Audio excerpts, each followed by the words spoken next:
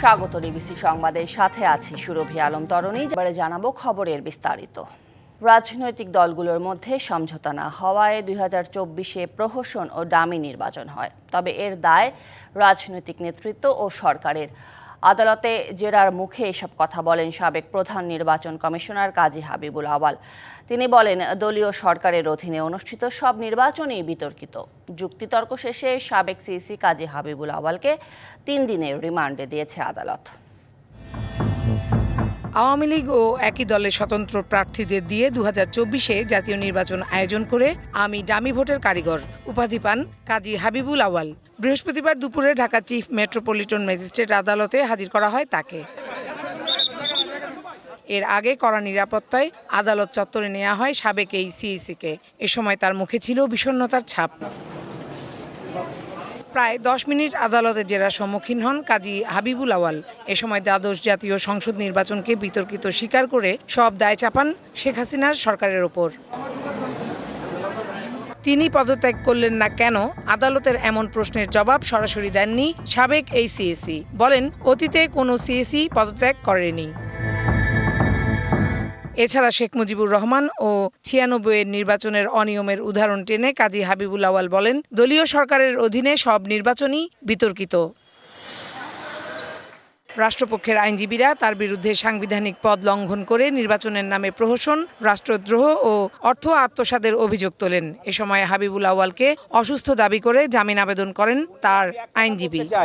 উনি আজকে তার বক্তব্যে সকল কিছুতে উনি অন্যের উপরে দোষ চাপাবার চেষ্টা করেছেন এবং নিজের ঘাড়ে কোনো দোষ নেওয়ার চেষ্টা করেন নাই। এবং উনি নিজের কর্মকাণ্ডকে ওনাকে বলা হয়েছিল আপনি পদত্যাগ করেন নাই কেন তাহলে, এবং সেটার উপরে উনি কোনো ফলপ্রসূ বক্তব্য দিতে পারেন নাই। দুপক্ষের যুক্তিতর্ক শেষে কাজী হাবিবুল আওয়ালের 3 দিনের রিমান্ড মঞ্জুর করে আদালত। তার আন্ডারে যে পুরো নির্বাচন এবং রাষ্ট্রযন্ত্র তার হাতে ছিল, এইটাকে তিনি স্বীকার করতে চাচ্ছেন না। আমরা বলছি এটা আপনার ছিল, আপনি করেন নাই। সমস্ত দোষ এবং ঘটনা সঙ্গে আপনি জড়িত এবং আপনার সঙ্গে যারা সরকার এবং ফ্যাসিস্ট হাসিনা সহযোগিতা করেছে তারাই সবাই জড়িত। গেল রবিবার বিএনপির করা এক মামলায় এ পর্যন্ত 2 সাবেক সিইসিকে গ্রেফতারের পর রিমান্ডের আদেশ দিল আদালত। শেখ হাসিনা সহ ওই মামলার মোট আসামি 24 জন। Farhana Juthi, DBC news, Dhaka. তত্ত্বাবধায়ক সরকার ব্যবস্থা চায় বিএনপি। আদর্শ যাই হোক, এই সময় সবাইকে ঐক্যবদ্ধ থাকতে হবে বলে মনে করেন বিএনপির নেতারা। আর এতে ব্যর্থ হলে দেশের ভবিষ্যৎ ভালো হবে না বলে মত তাদের। জাতীয় নির্বাচনের আগে স্থানীয় নির্বাচনের কোনো যৌক্তিকতা নেই বলেও দাবি বিএনপি নেতাদের। রাজধানীতে আলাদা অনুষ্ঠানে এসব কথা বলেন তারা। জাতীয় প্রেসক্লাবের নাগরিক ঐক্যের 13তম প্রতিষ্ঠাবার্ষিকী উপলক্ষে আয়োজিত অনুষ্ঠানে যোগ দেন বিভিন্ন রাজনৈতিক দলের প্রতিনিধি ও বিশিষ্টজনেরা। এ সময় সংস্কারের বিভিন্ন দিক তুলে ধরেন বিএনপির স্থায়ী কমিটির সদস্য সালাউদ্দিন আহমেদ। আশাবাদ ব্যক্ত করেন ঐকমত্যে পৌঁছানোর। সবাই মিলে বাংলাদেশের সকল গণতান্ত্রিক শক্তি, সেটা আদর্শ যাই হোক, সবার মধ্যে যেন একটা কমন আদর্শ থাকে। সবাই শক্তিশালী গণতান্ত্রিক রাষ্ট্র নির্মাণ করতে চাই। সবাই বৈষম্যহীন, সাম্যভিত্তিক, মানবিক মর্যাদা ভিত্তিক সামাজিক সুবিচারের রাষ্ট্র চাই। এখানে যেন আমরা সবাই কার্যত এক হতে পারি, ভাষণের মধ্যে নয়। এদিকে ঢাকা রিপোর্টার্স ইউনিটির মিট দ্য প্রেসে আসেন বিএনপির যুগ্ম মহাসচিব শহীদুদ্দিন চৌধুরী আনি। এ সময়ে নির্বাচনের গুরুত্ব তুলে ধরেন তিনি। যা আলোচনা করার দরকার আলোচনার টেবিল থেকে বের হয়ে আসবে। সর্বোচ্চ আলোচনার পরিপ্রেক্ষিতে যে সিদ্ধান্তটা হবে সেটাই হবে আমাদের সিদ্ধান্ত। রাজধানীর মোহাম্মদপুরে এক অনুষ্ঠানে দ্রুত নির্বাচনের তাগিদ দেন বিএনপি চেয়ারপারসনের উপদেষ্টা আব্দুস সালাম। মানুষের অধিকারটাকে মানুষের কাছে ফিরিয়ে দিই। 17টা বছর আমরা ভোট দিতে পারি না। এর আগে গুলশানে চেয়ারপারসনের রাজনৈতিক কার্যালয়ে বিএনপির সঙ্গে বৈঠকে বসে ঢাকায় নিযুক্ত ইউরোপীয় ইউনিয়নের রাষ্ট্রদূত মাইকেল মিলার। বৈঠক শেষে এ বিষয়ে ব্রিফ করেন বিএনপির স্থায়ী কমিটির সদস্য আমির খসরু মাহমুদ চৌধুরী। সবার আগে নির্বাচন নিয়ে আলোচনা করেছেন। নির্বাচনে ফেব্রুয়ারিতে হতে যাচ্ছে, এই জন্য সবার তো একটা স্বস্তি আছে, সন্তুষ্টি আছে। পার্লামেন্টের বেলায়ও তাই, তারা চায় পার্লামেন্টে স্ট্রং ক্যাপাসিটি বিল্ডিং করে একটা সচিবালয় থাকবে যাতে পার্লামেন্টের পারফরমেন্সটা ভালো হয়। দ্রুত নির্বাচনের মাধ্যমে দেশে গণতন্ত্র ফিরবে বলেও প্রত্যাশা ব্যক্ত করেন বিএনপির এই নেতা। অবশ্যই। Anwar Hossain, DBC news, Dhaka. এদিকে ঐকমত্য কমিশনের সব প্রস্তাবে রাজনৈতিক দলগুলো একমত হবে না, এটাই স্বাভাবিক। এ কথা বলেছেন বিএনপি স্থায়ী কমিটির সদস্য আমির খসরু মাহমুদ চৌধুরী। রাজধানীর গুলশানে বিএনপি চেয়ারপারসনের কার্যালয়ে তিনি আরও বলেন, আইনের শাসন থাকলে ইশরাককে ঢাকা দক্ষিণ সিটির মেয়র হিসেবে শপথ পড়ানো উচিত। প্রত্যেকটি দলের নিজস্ব চিন্তা ভাবনা আছে, দর্শন আছে, সুতরাং এখানে সব জায়গায় ঐক্যমত হওয়ার কোনো সুযোগ নাই। এই জন্য যেই বিষয়গুলোতে ঐক্যমত হবে সেইগুলোতে সংস্কার হয়ে যাবে। আইনের শাসনে যদি আমরা বিশ্বাস করে থাকি তাহলে ইশরাকের দায়িত্ব নেওয়াটা খুবই স্বাভাবিক এবং আমরা সরকারের এই সিদ্ধান্তের অপেক্ষায় আছি। দুর্নীতি দমন কমিশনের মহাপরিচালক আক্তার হোসেনকে জড়িয়ে এনসিপি নেতা হাসনাত আবদুল্লাহর ফেসবুক পোস্ট এবং ভিডিও ক্লিপ ধরে অবশেষে অনুসন্ধান শুরু হয়েছে। সংস্থাটির মহাপরিচালক খোদ আক্তার হোসেনই বিষয়টি জানিয়েছেন। বলেন, এনসিপি নেতা ডাক্তার মাহমুদা মিতু প্রতারক চক্রের ফাঁদে পড়েছেন। প্রকৃত ঘটনা উন্মোচিত হলে ভুল বুঝতে পারবেন হাসনাত আবদুল্লাহ।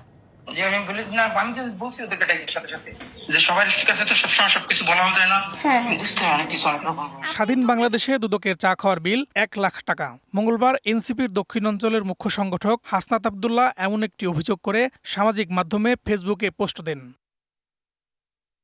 পোস্টে দাবি করা হয়, এনসিপি নেতা ডাক্তার মাহমুদা মিতুর কাছ থেকে দুর্নীতির অভিযোগ থেকে অব্যাহতির জন্য মোবাইলে অর্থ দাবি করেছেন দুদকের ডিজি পরিচয়ে আক্তার হোসেন। হাসনাতের পোস্টে হোয়াটসঅ্যাপে টাকা চাওয়ার ভিডিও শেয়ার করা হয়।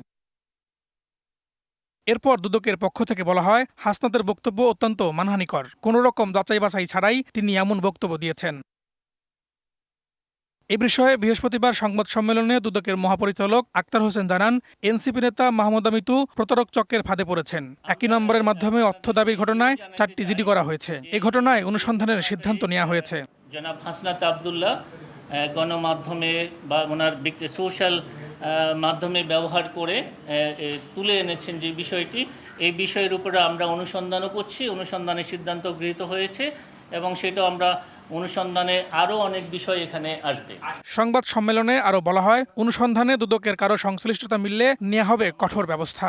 আমার মনে হয় তিনি যখন প্রকৃত ঘটনা জানতে পারবেন কি ঘটেছে, তারপরে তিনি নিশ্চয়ই বুঝতে পারবেন যে তিনি ভুল করেছেন। অনুসন্ধানে যদি প্রমাণিত হয় দুদকের কোনো পর্যায়ে কোনো কর্মকর্তা, কোনো কর্মচারী যদি কোনো সম্পৃক্ততা থাকে, তাদেরকে আইনানুগ ব্যবস্থা নেওয়া হবে। দুদক বলছে, সংস্থাটির কর্মকর্তাদের নাম ভাঙিয়ে দীর্ঘদিন প্রতারণা করে আসছে একটি চক্র। কোনো কর্মকর্তার কোনো ধরনের সংশ্লিষ্টতা পাওয়া যায়, তাদেরকেও আইন আমলে আনা হবে। Farhaduzzaman, DBC news, Dhaka. July গণ অভ্যুত্থানের প্রথম শহীদ রংপুরের বেগম রোকেয়া বিশ্ববিদ্যালয়ের ছাত্র আবু সাইদ হত্যা মামলার তদন্ত শেষ। এই হত্যায় 30 জনের সম্পৃক্ততা পাওয়া গেছে। প্রতিবেদন এখন প্রসিকিউশনের হাতে রবিবার জমা দেওয়া হবে ট্রাইব্যুনালে। জুলাই গণঅভ্যুত্থান, আবু সাইদের মর্মান্তিক মৃত্যুর ঘটনায় আন্দোলন দাবানলে পরিণত হয় সারা দেশে। এই হত্যা মামলায় 13 জানুয়ারি ক্ষমতাচ্যুত প্রধানমন্ত্রী শেখ হাসিনা সহ 25 জনকে আসামি করে অভিযোগ ট্রাইব্যুনালে দায়ের করে আবু সাইদের স্বজনরা। 2রা মার্চ মামলা দায়ের করা হয়, যা আন্তর্জাতিক অপরাধ ট্রাইব্যুনালের প্রথম মামলা। 15 জুন আন্তর্জাতিক অপরাধ ট্রাইব্যুনালের চেয়ারম্যান বিচারপতি গোলাম মর্তুজা মজুমদারের নেতৃত্বাধীন ট্রাইব্যুনাল আবু সাইদের হত্যার ঘটনায় মানবতা বিরোধী অপরাধের মামলার তদন্ত 1 মাসের মধ্যে শেষ করার নির্দেশ দেয়। আলোচিত এই হত্যা মামলার তদন্তে 30 জনের সম্পৃক্ততা পাওয়া গেছে বলে জানায় রাষ্ট্রপক্ষ। জুলাই আন্দোলনের প্রথম শহীদ আবু সাইদের যে তদন্ত প্রতিবেদন, সেটা গত 24শে জুন প্রাপ্ত হয়েছে। এইখানে তদন্ত প্রতিবেদন অনুযায়ী 30 জনের বিরুদ্ধে ওনারা প্রতিবেদন দাখিল করেছেন। রবিবার আন্তর্জাতিক অপরাধ ট্রাইব্যুনাল 2-তে আলোচিত এ মামলার অভিযোগপত্র আনুষ্ঠানিকভাবে দায়ের করা হবে। ডকুমেন্টস আমাদের কাছে দাখিল করেছেন। আমরা তদন্ত প্রতিবেদন, অন্যান্য ডকুমেন্ট এবং জুলাই আন্দোলনের তথ্য উপাত্ত, পটভূমি সব পর্যালোচনা করে আশা করছি যে আগামী রোববার ফরমাল চার্জ দাখিল করব। বেগম রোকেয়া বিশ্ববিদ্যালয়ের সাবেক প্রক্টর শরীফুল ইসলাম, পুলিশের সাবেক সহকারী উপপরিদর্শক আমির হোসেন, কনস্টেবল সুজন চন্দ্র রায় ও ছাত্রলীগ নেতা ইমরান চৌধুরী এই মামলার 4 আসামি কারাগারে রয়েছেন। কোথা থেকে গুলি হয়েছে সেটাও দেখেছেন। মেহের মনি, ডিবিসি নিউজ, ঢাকা। আবু সাইদ হত্যা মামলায় প্রসিকিউশনে জমা দেওয়া তদন্ত প্রতিবেদন নিয়ে অসন্তোষ প্রকাশ করেছেন বেগম রোকেয়া বিশ্ববিদ্যালয়ের শিক্ষার্থীরা। তাদের অভিযোগ, সঠিক তদন্ত ও গণশুনানি ছাড়া তড়িঘড়ি করে ট্রাইব্যুনালে দাখিল হচ্ছে প্রতিবেদন। মূল অপরাধী পুলিশকে আড়াল করে দোষ চাপানো হচ্ছে বিশ্ববিদ্যালয়ের ওপর। বিকেলে এর প্রতিবাদ জানিয়ে ক্যাম্পাসে বিক্ষোভ করেন আবু সাইদের সহপাঠী ও শিক্ষার্থীরা। আন্তর্জাতিক অপরাধ ট্রাইব্যুনালের চেয়ারম্যানের নির্দেশ অনুযায়ী 14 জুলাই আবু সাইদ হত্যা মামলার তদন্ত প্রতিবেদন আদালতে দাখিল করতে বলা হয়েছিল, কিন্তু আগেভাগেই 24শে জুন প্রসিকিউশনে প্রতিবেদন জমা দেয় তদন্ত সংস্থা। প্রতিবেদনে সাইদ হত্যায় 30 জনের সম্পৃক্ততা মিলেছে। এই প্রতিবেদন নিয়ে ক্ষোভ অসন্তোষ জানিয়ে আন্দোলন করছেন রংপুরের বেগম রোকেয়া বিশ্ববিদ্যালয়ের শিক্ষার্থীরা। তাদের অভিযোগ, তদন্ত প্রক্রিয়ায় গাফিলতি থাকায় প্রকৃত অভিযোগ গঠন ও ন্যায় বিচার নিয়ে সন্দিহান তারা। সকলে স্পষ্টত জানি যে আবু সাইদ ভাই পুলিশের গুলিতে মারা গেছে, মিথ্যা প্রহসনমূলক মামলা দিয়েছে এবং আপনারা জানেন যে আজকে চার্জশিট প্রকাশ করেছে। তো আমরা এটা বেরোবে শিক্ষার্থীরা এটাকে প্রত্যাখ্যান করেছি। আন্দোলনকারীরা বলছেন 23শে জুন শিক্ষার্থীদের সাথে প্রসিকিউশনের গণশুনানির কথা থাকলেও তা করা হয়নি। উল্টো রাঘব বোয়ালদের বাঁচাতে বিশ্ববিদ্যালয় প্রশাসনের উপর দায় চাপিয়ে গোজামিলের প্রতিবেদন দাখিল করা হচ্ছে।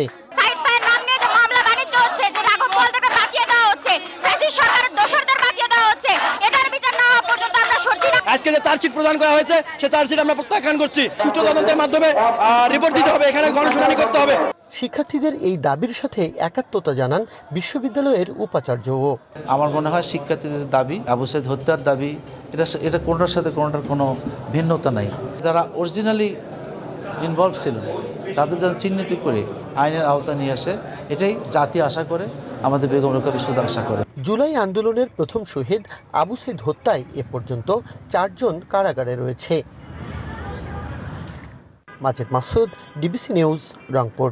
এনবিআর চেয়ারম্যানকে অপসারণের দাবিতে অনড় আন্দোলনকারীরা। আগামীকালকের মধ্যে দাবি না মানলে শনিবার থেকে শাটডাউন কর্মসূচির ঘোষণা দিয়েছেন তারা।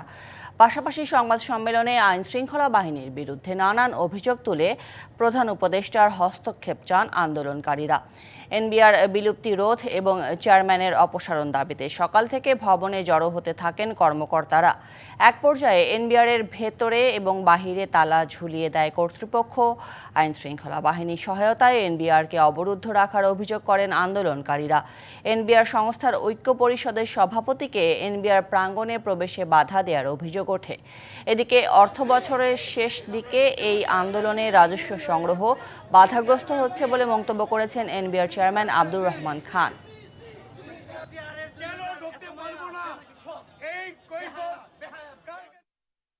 আপনারা দেখেছেন আমরা শান্তিপূর্ণভাবে প্রতিদিন আমাদের দাবি দেওয়া উপস্থাপন করছি। আজকে যে ন্যাক্কারজনক ঘটনা ঘটেছে, উনি পতনের আগে মানুষ যেটা করে এই ফ্যাসিস্ট আচরণ উনি করেছেন। বিএনপি নেতা ইশরাক হোসেনকে মেয়রের দায়িত্ব বুঝিয়ে দেওয়ার দাবিতে আন্দোলনের টানা 43 দিন পর ঢাকা দক্ষিণ সিটি কর্পোরেশনের নগর ভবনে ফিরেছেন শাহজাহান মিয়া।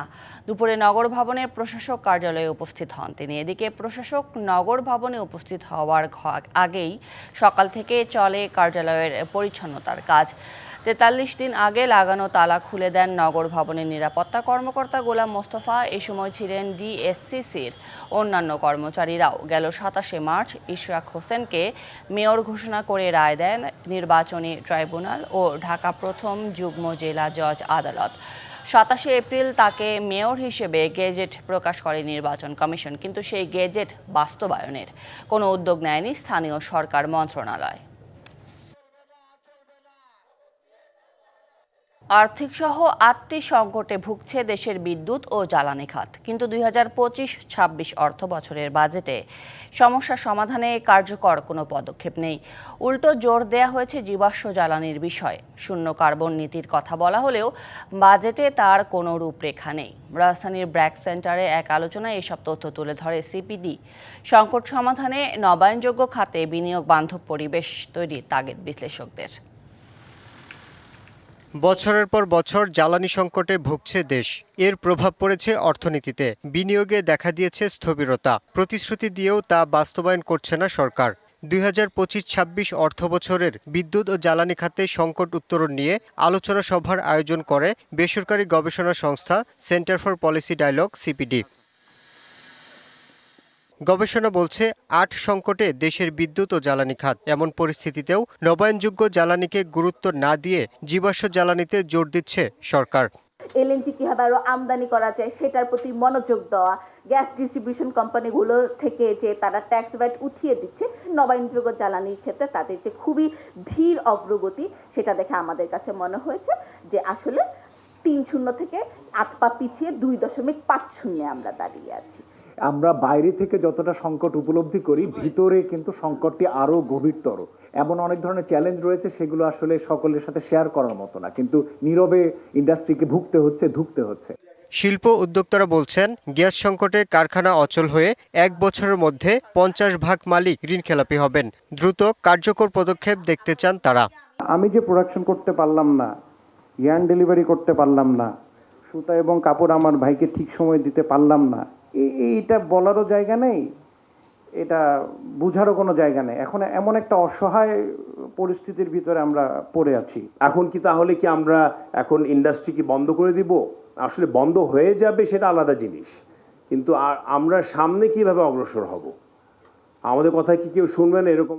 বিশ্লেষকরা বলছেন, বিদ্যুৎ ও জ্বালানি নিয়ে আগের সরকারের পথেই হাঁটছে অন্তর্বর্তী সরকার, তাই এ খাতে সংকট সমাধান হচ্ছে না। যা হচ্ছিল আগে তার থেকে এখন বেশি হচ্ছে। আমরা চরমভাবে হতাশাগ্রস্ত। আগে যেগুলো ছিল তার তো সান্ত্বনা ছিল যে তাদের দলের স্বার্থ দেখতে হয়, নিজেদের ব্যবসা দিতে হয় লোকজনদের, তাই তাদের এগুলো করতে হয়। আপনাদের কি করার দরকার ছিল যে আপনারা তার থেকেও হার মানায় দিলেন?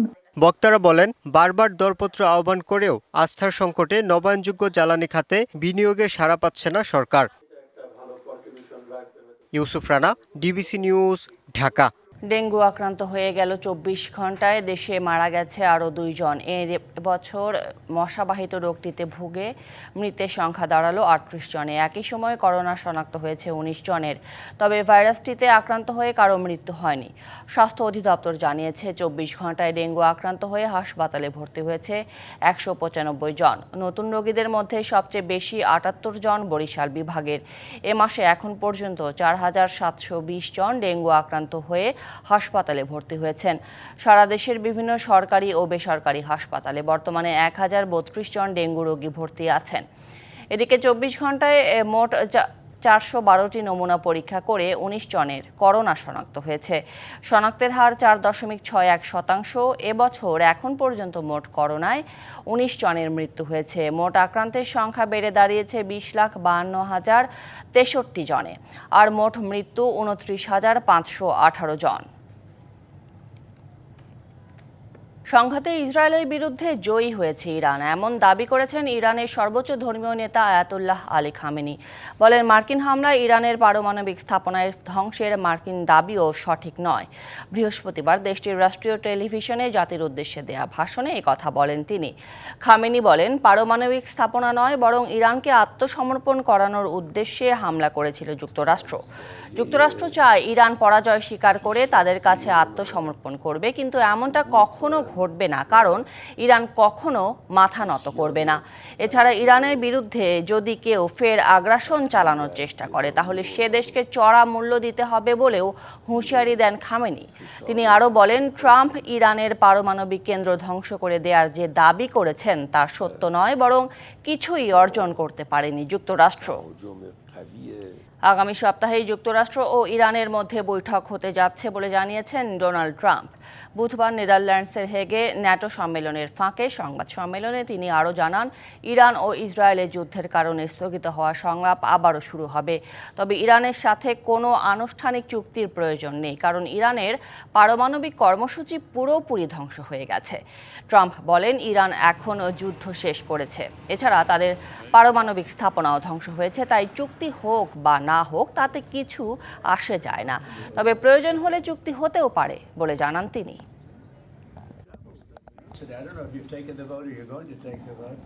সংবাদ এই ছিল এখনকার মতো। এর